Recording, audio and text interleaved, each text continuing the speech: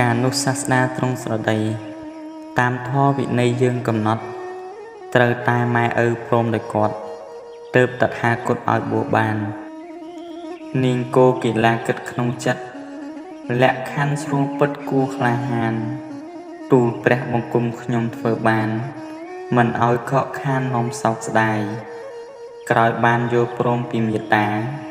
នាងកោកេសាទាំងរីករាយចងចិត្តសង្ឃឹមមិនរាយមាយទំលាយអំពុលខ្វល់សង្ស័យ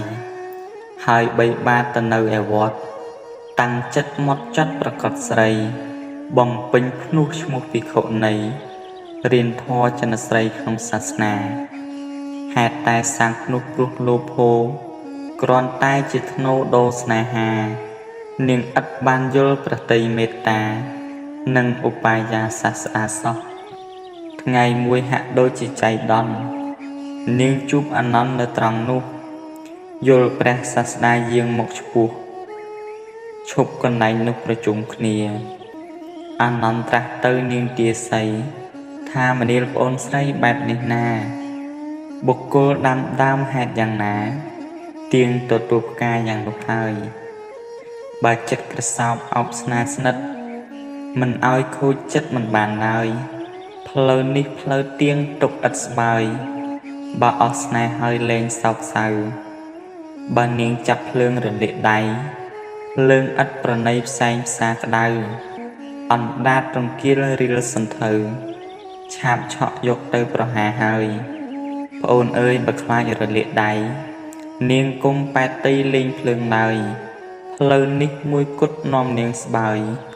ផ្លូវផ្សេងគ្មានឡើយណាប្អូនស្រីយ៉ាងណាសំបីក្តីស្នេហា